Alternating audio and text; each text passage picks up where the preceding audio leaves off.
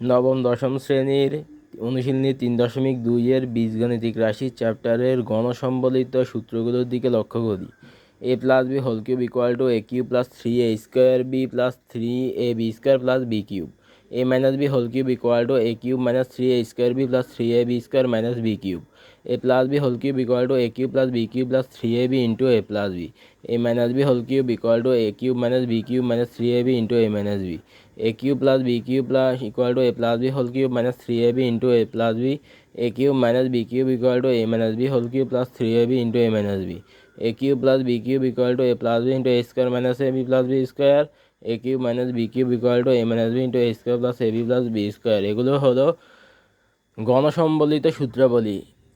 এই সূত্রগুলোর দ্বারা আমরা বিভিন্ন ম্যাথ সমাধান করব গণসম্বলিত। তো এখন আমরা যদি 3 নম্বর ম্যাথের দিকে লক্ষ্য করি, a - b equal to 5 ab equal to 36 হলে a কিউব মাইনাস b কিউবের মান কত? তাহলে এখানে আমরা দেওয়া আছে a - b equal to 5 ab equal to 36, a cube minus b cube equal to what? আমরা জানি a cube minus b cube equal to a minus b whole cube plus 3ab into a minus b, অর্থাৎ a cube minus b কিউবের সূত্রটা বসিয়ে দিয়েছি। এখন মানগুলো বসিয়ে দিব। a কিউব মাইনাস bর মান হলো 5 কিউব প্লাস 3 ইন্টু a bর মান হলো 36 ইন্টু a মাইনাস bর মান হলো 5, বসিয়ে দিয়েছি মানগুলো। এখন এগুলো এখন 5 কিউব মানই হলো 125, আর 3 ইন্টু 36 ইন্টু 5 এগুলো গুণ করলে হয় 540, যোগ করলে হয় 665, 665, এটাই অ্যান্সার। অর্থাৎ আমরা যদি সূত্রগুলো ভালোভাবে আয়ত্ত করতে পারি, তার ফলে সূত্রগুলো বসিয়ে মান বসিয়ে আমরা অ্যান্সার বের করতে পারবো।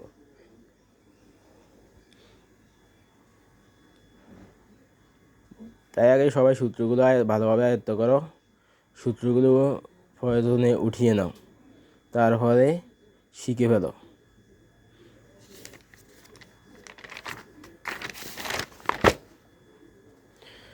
4 নম্বর ম্যাথের দিকে যদি আমরা লক্ষ্য করি, এখানে দেওয়া আছে a cube minus b cube equal to 513, a minus b equal to 3 হয়, তবে a b এর মান কত? তো দেওয়া আছে a minus b equal to 3, a cube minus b cube equal to 513, আর a b equal to what?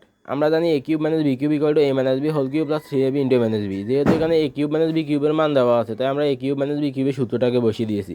তো a কিউব মাইনাস b কিউবের মান হলো 513, বসিয়ে দিয়েছি। আর a মাইনাস bর মান হলো 3 উপরে whole cube plus 3 into a b into a minus bর মান 3। তাহলে এখন 513 ইকুয়াল টু 3 কিউব মানি 27, আর প্লাস 3ab ইন্টু 3 গুণ করলে হবে 9ab।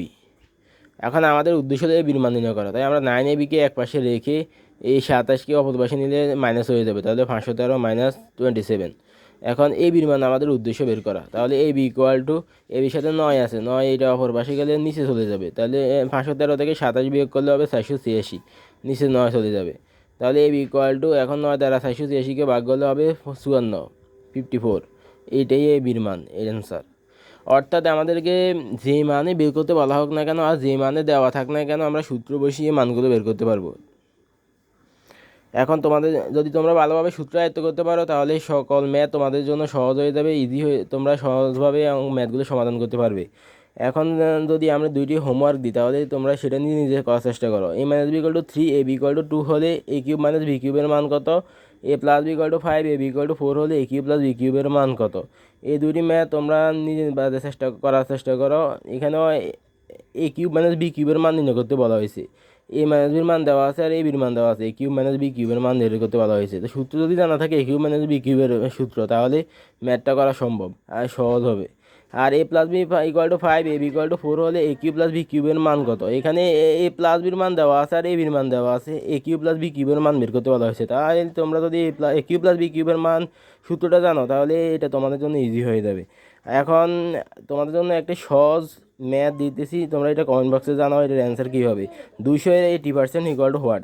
তোমাদের যদি অ্যান্সার 200 মার্কের পরীক্ষা হয়, যেমন বাংলা এবং ইংরেজি 200 মার্কের পরীক্ষা হয়, সেখানে 80 পাইলে তোমরা 80% নাম্বার পাইলে তোমরা A+ পাবে। তো A+ পেতে হলে কত মার্ক পেতে হবে তা তোমরা কমেন্ট বক্সে লিখে দেখাও।